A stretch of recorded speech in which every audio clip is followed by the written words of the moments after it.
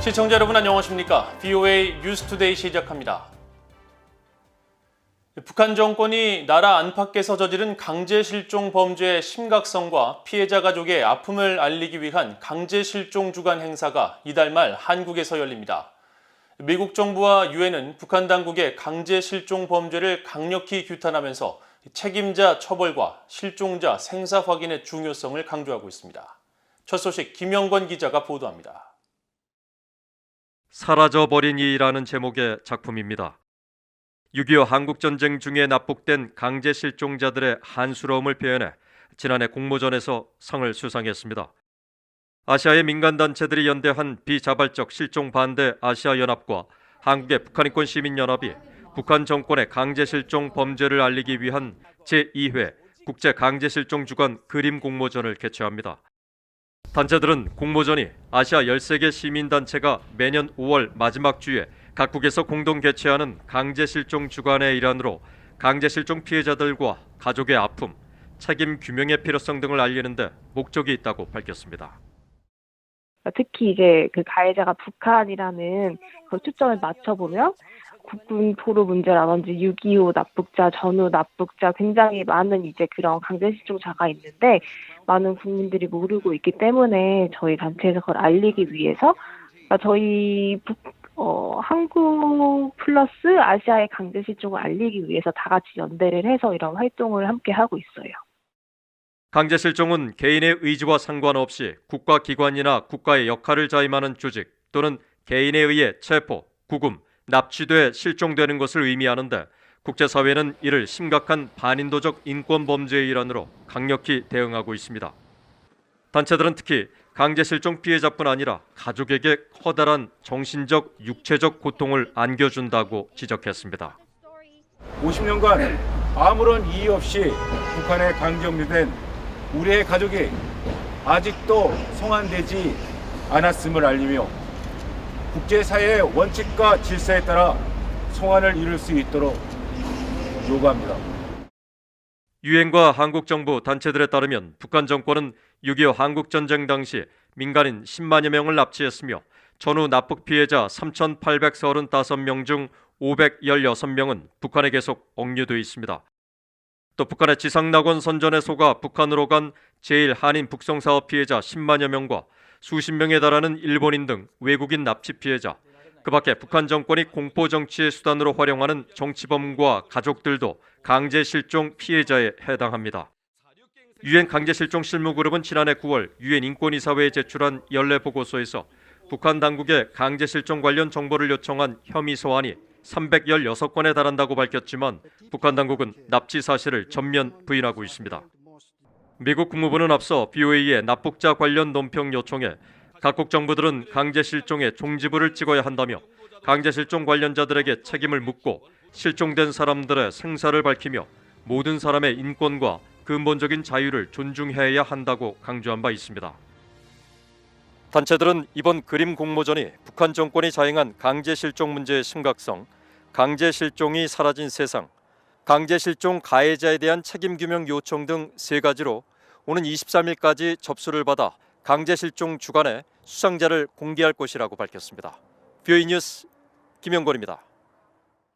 영국에 정착해 인권운동가로 활동하는 탈북민 박지현 징검다리 대표가 다음 달 제네바에서 열리는 연례 국제인권회의에서 북한의 열악한 인권 실상을 증언할 예정이라고 주최 측이 밝혔습니다. 국제인권회의인 인권과 민주주의를 위한 제네바 정상회의는 다음 달 7일과 8일 화상으로 열리는 올해 회의에서 영국에 정착해 탈북민 단체인 징검다리 대표를 지내고 최근 영국 지방선거에 구의원으로 출마했던 박지현 씨가 연설을 할 것이라고 발표했습니다. 주최 측은 박 대표가 탈북 후 인신매매 조직에 덫에 걸려 강제 결혼을 당하고 아들을 출산했으며 이후 강제 북송돼 노동수용소에서 가진 고문을 당했다면서 두 번째 탈북 끝에 영국에 난민으로 정착해 인권운동가로 활동하는 등 북한 인권을 위해 대단한 용기와 모범을 보이고 있다고 설명했습니다. 올해로 13번째를 맞는 인권과 민주주의를 위한 제네바 정상회의는 미국 뉴욕에 본부를 둔 국제인권단체 인권재단과 제네바에 본부를 둔 UN 워치 등 25개 단체들이 공동으로 후원하고 있으며 북한 정치범 수용소 출신 탈북자들과 북한에 억류됐다 숨진 미국인 대학생 오토 원비어의 부모 등이 연사로 참여해 북한 인권 실태를 고발해왔습니다. 북한의 모내기가 본격적으로 시작되면서 올해 모내기 작업은 순조롭게 진행될 것이라는 관측이 나옵니다. 핵과 미사일 개발에 따른 국제사회의 대북 제재가 이어지면서 비료 확보 상황은 변수가 되겠지만 일단 모내기 작업의 핵심인 농업 용수는 충분하다는 분석입니다. 안소영 기자가 취재했습니다. 북한의 노동당 기관지 노동신문은 10일 모내기철이 다가와 전국의 농촌 지원 열기로 끓고 있다면서 내각과 성, 중앙기관 당 조직들이 이를 위한 계획을 세워 달려들고 있다고 보도했습니다. 그러면서 높은 사상적 각오를 가지고 사업을 공세적으로 벌이고 있다고 강조했습니다. 이런 상황에서 올해 북한의 기상 조건이 모내기에 적합한 것으로 전문가들은 진단했습니다. 권태진 GSNJ 인스티튜트 북한 동북아 연구원장은 모내기의 핵심은 물인데 봄철 가뭄을 겪지 않은 만큼 과거 가뭄으로 지하수를 이용하거나 모내기를 하지 못했던 때와는 달리 저수율이 충분해 어느 정도 기대 목표는 달성할 수 있을 것으로 보인다는 겁니다. 인공위성을 가지고 황해남도, 평안북도, 또 황해북도 세 개 도에서 특정한 저수지를 갖다가 지정을 해가지고 저수지 표면적을 이렇게 한번 해보니까 15% 내지 한 20% 정도 물이 평가를 하고 있던데. 다만 문제는 밑거름에 필요한 비료입니다. 하지만 전국에 배포할 비료의 수급은 큰 문제로 예상됐습니다. 자체 비료 생산 능력이 현저히 떨어지는 북한은 비료를 수입했어야 하는데 3월 수입량이 많지 않아 비료가 부족할 것이라는 분석입니다. 특히 지난해 가을 전력과 설비 노후와 인력 문제에 따른 생산성 저하로 흥남 비료 공장 등의 문제가 있었는데 복구를 하지 못했다면 여전히 문제가 될 수 있다는 겁니다. They don't really have a high dependency on imports if their factories are working correctly. Now there was concern last fall. 하지만 지난 4월 공개된 중국 해관 총서의 북중 교역 상황을 보면 북한이 지난 3월 중국에서 수입한 규모는 1,297만 8천 달러였는데 이 중 대부분이 비료 종류인 것으로 파악됐습니다. 이런 가운데 잇따른 핵 미사일 개발 실험 등으로 여전히 국제사회 제재를 받는 북한은 유류 부족 등으로 농기구 가동이 어려워 서로 논을 갈아야 하는 만큼 모내기 작업 속도는 늦어질 수밖에 없다는 지적도 나옵니다. 권태진 GSNJ 인스티튜트 북한 동북아 연구원장은 지난 봄철 모짜리에는 비닐 방막이 부족해 북한 당국이 한국 내 민간단체에 비닐 지원을 요청한 것으로도 전해졌다고 말했습니다.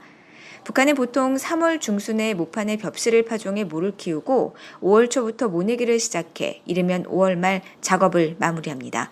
VOA 뉴스 안소영입니다.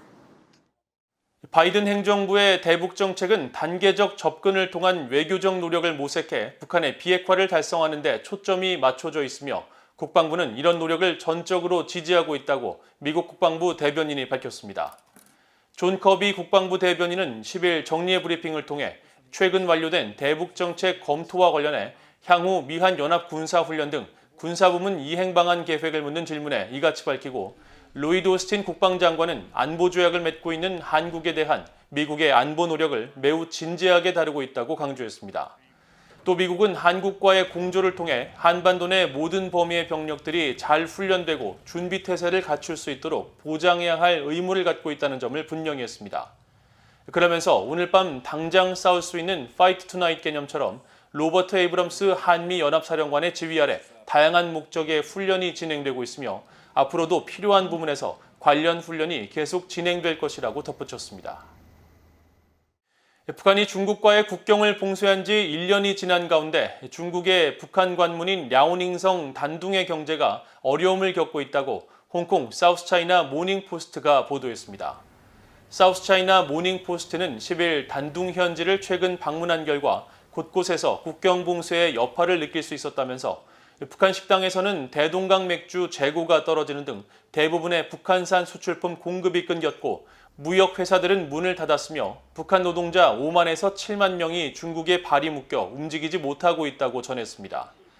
이와 관련해 북한 경제 전문가인 윌리엄 브라운 미국 조지타운대 교수는 10일 VOA에 북중 국경 봉쇄로 소비재의 북한 유입이 중단돼 주민들이 가장 큰 영향을 받았다면서 특히 설탕 수입 중단으로 북한에서 설탕 가격이 급등했고 식량이 북한 내에서 이동을 하지 못해 일부 지역들은 심각한 식량 부족 현상을 겪고 있다고 말했습니다.